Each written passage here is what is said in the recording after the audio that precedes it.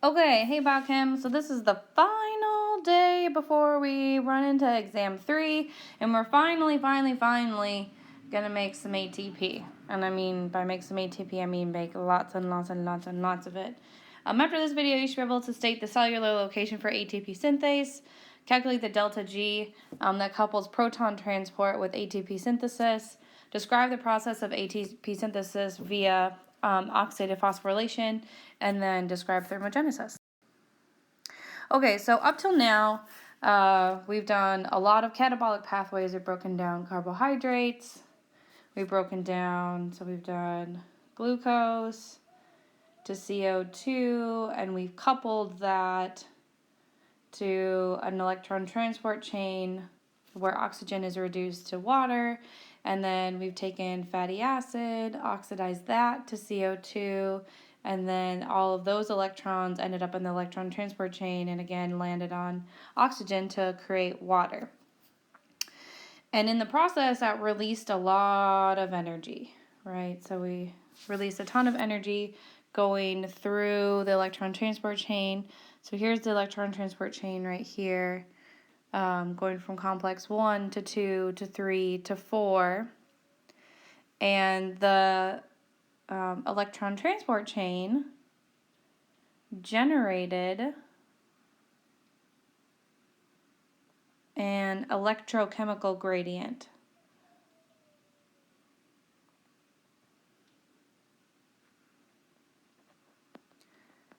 Also known as a chemiosmotic potential or a proton motive force. So it moved a lot of protons into the intermembrane space. So we have a high concentration of H plus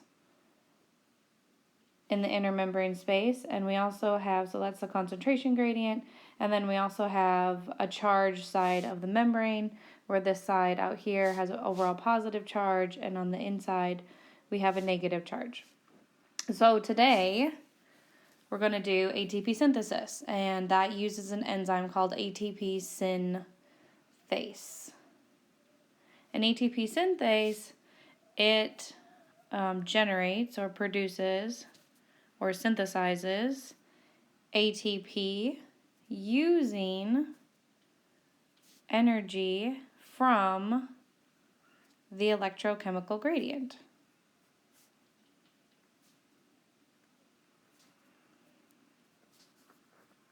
Okay, so the protons are going to flow down through the ATP synthase, so they're going to go down their concentration gradient and towards the favorable side of the membrane. That's going to release energy, so there's going to be a negative delta G for the transport of the protons, which is going to be coupled to the delta G for synthesis of ATP. Okay. And together, when you put the electron transport chain together with an ATP synthase, this pair or couple, because there's two of them, is called oxidative phosphorylation.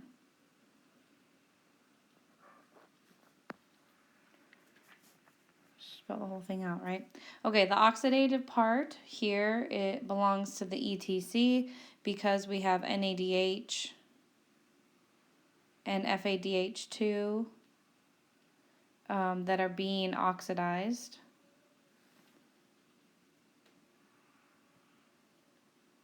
And the phosphorylation refers to the fact that ADP is going to gain a phosphate to become ATP, and that's the phosphorylation part. So oxidative phosphorylation is the coupling. This is an important keyword. You'll see it all over the place, MCAT, our exams. Oxidative phosphorylation is the coupling of electron transport chain and ATP synthase. What else do I want to point out? There's one other thing I want to point out, and that ATP synthase does not move electrons. Okay, so it's not part of the ETC.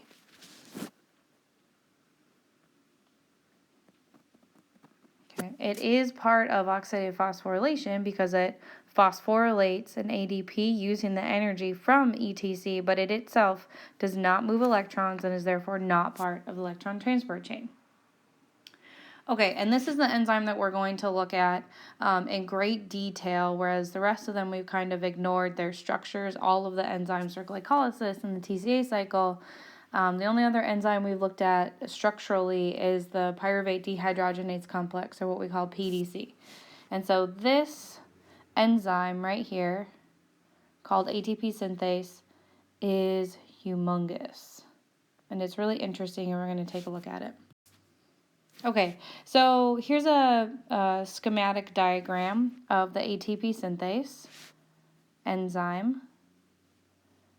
And again, like I said, it's huge and it has a number of subunits, so many, many subunits. And we're going to focus on a few of them. Okay, so we're going to start at the top and we're going to work our way down. I don't know why I drew that there. Okay, so the first subunit that's going to be important for you to remember is this subunit right here that's called C. It's sometimes also called C10. And C, or C10, I'm going to call it C10, is one of the ones that spins. Okay? And the reason it's called C10 is because it takes 10 protons to spin this 360 degrees around. Okay, so it's going to take 10 protons. So the protons, which are these little ball things here, come, oh, here it is right here. They come down, they bind to C10, and then C10 spins around and around and around and around. Now, delta and gamma also spin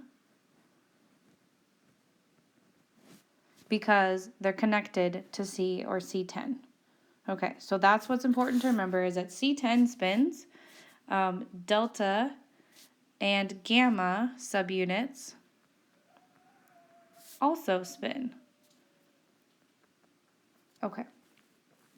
Whoops. And when we get to in class, and I've linked a couple videos to our class website, I have a couple molecular animations that really show how this works, how the spinning works, which parts spin, which parts don't. And we'll actually talk through them in class because this part gets a little tricky to understand. The other important subunits are these alpha and beta subunits, and they are right here. Okay, so there are 3 sets of these. Okay, so there are 3 sets of alpha beta subunits. I wonder if it says what the colors are here. Well, one of them is alpha and one of them is beta. Okay, and they work together as a unit, and there are 3 of these. So this is, we might call this a trimer of dimers. Okay.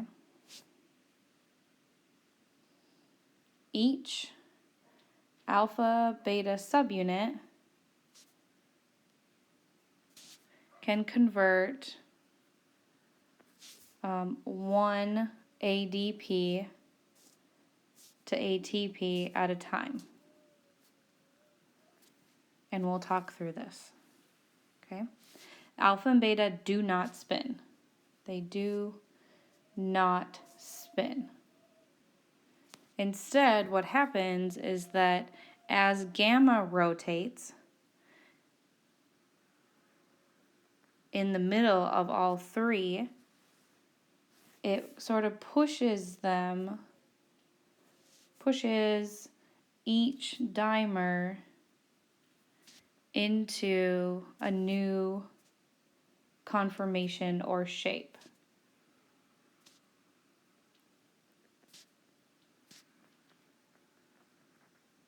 Okay. It takes about 3 protons to make 1 ATP. Okay.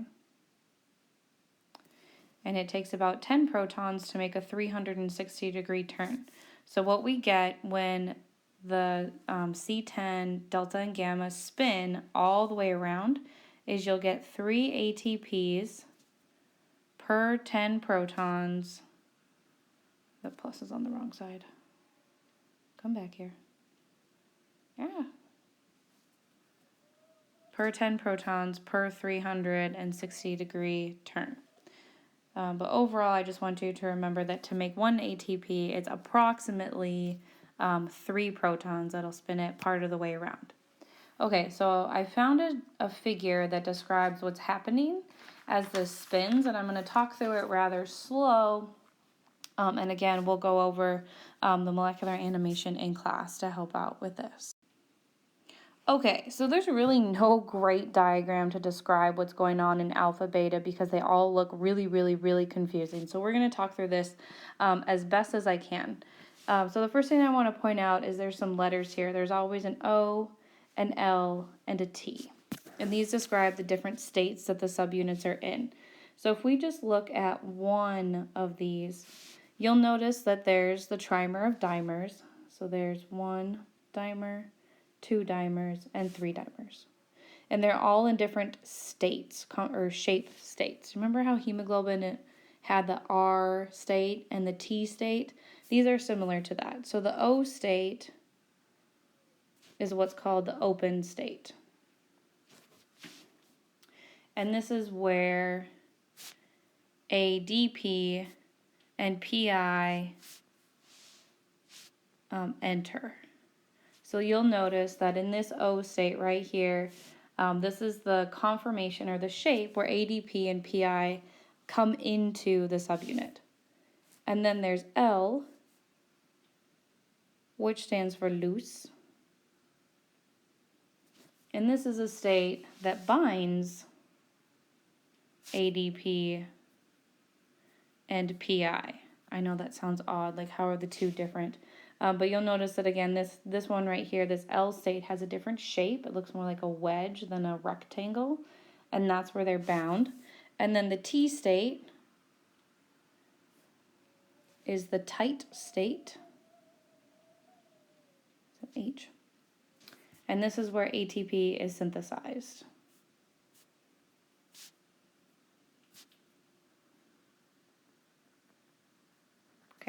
So in this T state right here, it's got almost like a triangular looking shape that is where ATP is made.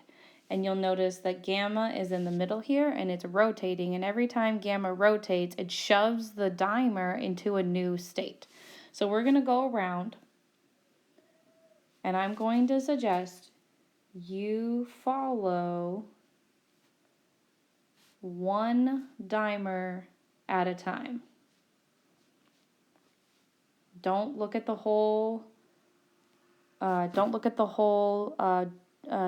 of dimers, just only look at one. So we're going to start here with this dimer. And it's not because alpha and beta, they don't rotate. This dimer is always going to be the dimer on the top of every single figure. The colors are changing to represent the different conformations. Okay, so the first thing that happens is ADP and PI enter. Okay? And then gamma rotates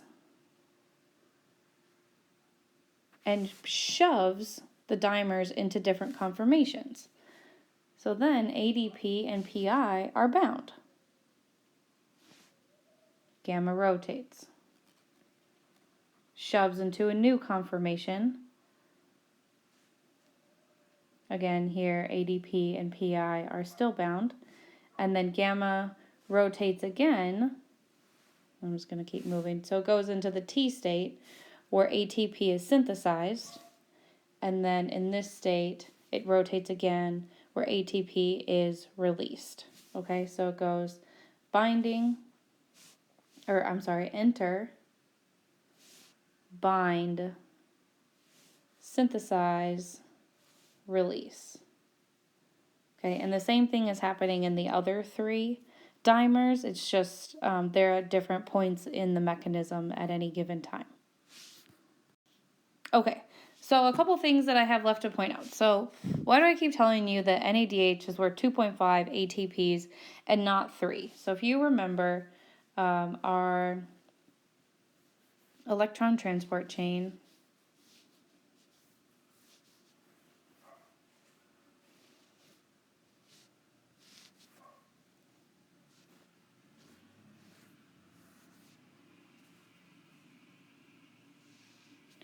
where this is complex 1, 2,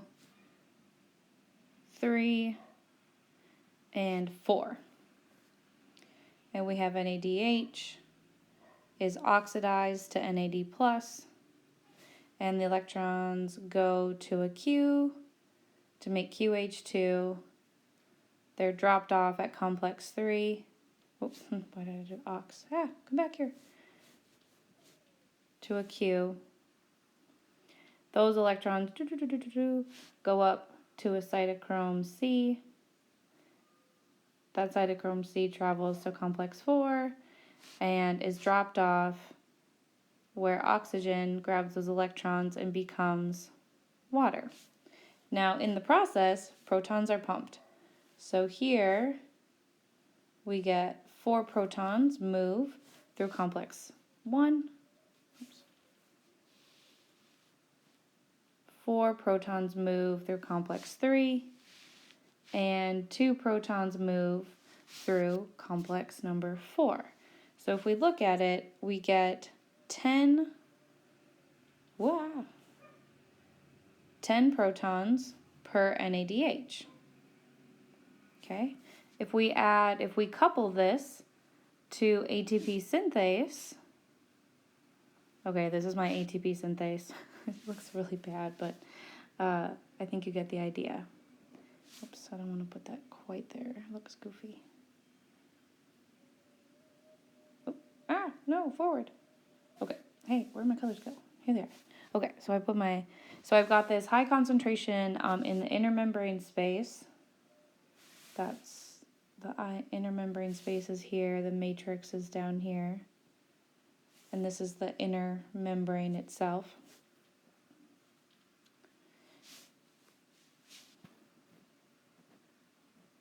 When 3 protons pass through, causing this to rotate, I'm just going to put them down here, they end up all the way back in the matrix, I get 1 ADP plus PI is made into ATP. Okay? So I have 10 protons per NADH, and then it's 3 protons for an ATP. Okay? Which, if you do the math, means that it should be about 3.3 ATPs per NADH. And if we were to round, we can't really have 0.3 of an ATP. That would round to about 3 ATPs for NADH. If you consider that FADH2, so this is, I'm going to just do S to F, succinate to fumarate, gives me an FAD to FADH2, which also passes to make a QH2, and then that goes, why do I keep writing ox there? I don't even know if you can see that when I go backwards like this. Q, just a Q, regular Q. So if you start at FAD and go forwards, FAD is 6 protons per FAD, because we come in after, FAD comes in after complex 1, so you don't get those protons. And it's always 3 protons per ATP, so this one should be about 2 ATPs per FADH2. Okay, so remember, this is the question. Why is it that I keep telling you that NADH is really worth 2.5 and not 3? Or FADH2 is worth 1.5 ATPs and not 3? So what I keep telling you is that we say it's really this. And we say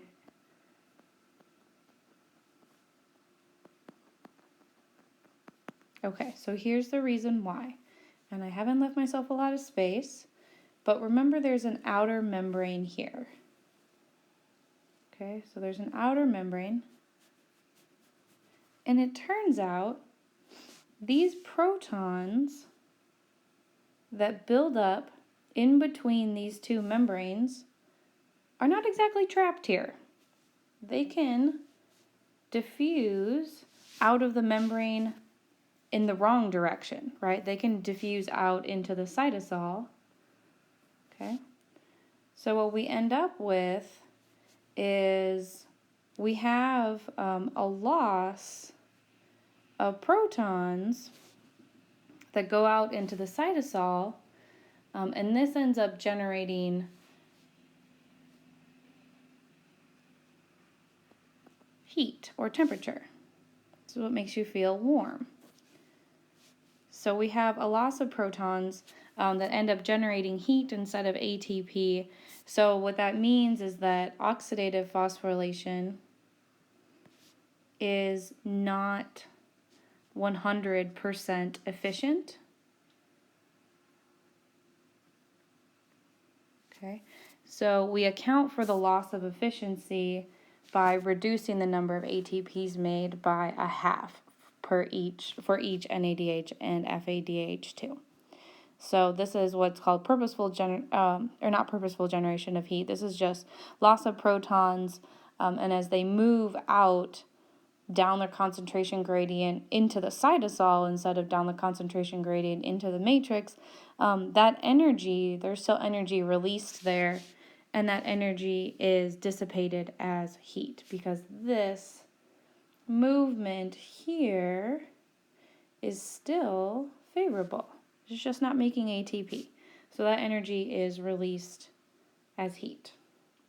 Okay, and then the next thing I wanted to point out, there are 2 bullet points on this.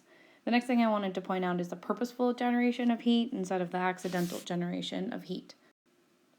And that happens, one place where it happens is called in the brown adipose tissue, which is often abbreviated as BAT or BAT. You can find brown adipose tissue in small vertebrates, hibernating animals,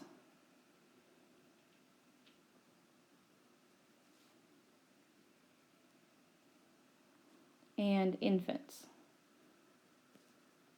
Okay, humans lose their brown adipose tissue as they grow into childhood.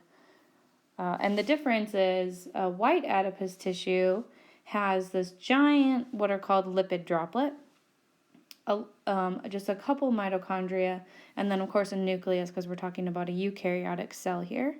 And brown adipose tissue has small lipid droplets, and what's in a lipid droplet are the tags, maybe some fatty acids, but mostly it's tags, triacylglycerols, and they have a lot more mitochondria. So there's more mitochondria in brown adipose tissue. And the interesting thing about brown adipose tissue is that it uncouples ETC from ATP synthase. And what that does is it's the purposeful generation of heat, or to keep the bear warm or the baby warm or the infant warm as it is born. Okay, so here's a diagram that I think is really interesting about the uncoupling. Again, another really important vocab word that you'll see on the MCAT, you'll see it on our exams, you'll see it on some activities. It uncouples ETC from ATP synthase. And the way that it's uncoupled in brown adipose tissue is through the expression. Wow, what happened? Expression of a protein called, a different color here, thermogenin. Can you read that? Thermogenin. Oh, look at here, it's spelled right here, so you can see it nice and easy. So the electron transport chain works as normal, okay? So protons are moved through complex 1, complex 3, and complex 4. And instead of them going back through ATP synthase, they come back down their concentration gradient, their electrochemical gradient, and that generates heat. So a bear, where is this? So a bear has a lot of brown adipose tissue. And so when they hibernate, I don't know why I can't spell. Well, I don't know why I can't spell. It just seems to keep happening. A bear has a lot of brown adipose tissue, so when it goes into hibernation, it stays warm as it metabolizes or oxidizes all of its fat. So it oxidizes all of its tags to fatty acids, and then those fatty acids go to CO2, which they exhale out. They're still breathing in oxygen, so oxygen is converted to water. Okay, this should be a plus sign here. Oxygen is converted into water in the electron transport chain, so they're still catabolizing fat. They're still making water from the electron transport chain, so they don't need to drink as much water. And then all the protons that are pumped move through thermogenin instead of making ATP. The bear's not moving, so no need to make ATP, and that's generated as heat. Infants also are born with brown adipose tissue. And that's because inside the womb, they're nice and warm and they're being heated by their mother. And when they come out of the womb, it sort of helps prevent against the shock of the temperature. You'll also hear some really sad stories about people finding infants in the snow or, in dumpsters or something like that in the winter, and they may have been there for 3 or 4 days, and everybody's always so amazed that they're still alive. And one of the reasons that they're still alive is because they have brown adipose tissue that's keeping them alive. Really sad, but that's the biochemistry behind how an infant can survive out in the cold for a couple days, whereas like an adult may not be able to, because as an adult you don't need to keep your brown adipose tissue. Okay, that's all I got. There's going to be a couple math problems. We've done so many of these math problems by now that I have lots of confidence that you'll be able to do this. Remember, the key equation here is that we can couple the delta G of transporting the proton from the inner membrane space into the matrix to the synthesis of ATP. And please, please, please remember that when we make ATP, it costs energy. So this is 50,000 joules per mole per ATP to make an ATP. And you can, set this equal to 0 if you want to find the number of protons that you need. Or let's say I tell you that we're moving 10 protons and we want to know the number of ATP. Those would be the things that you would solve for. Okay, that's all that I got. I will see you in class.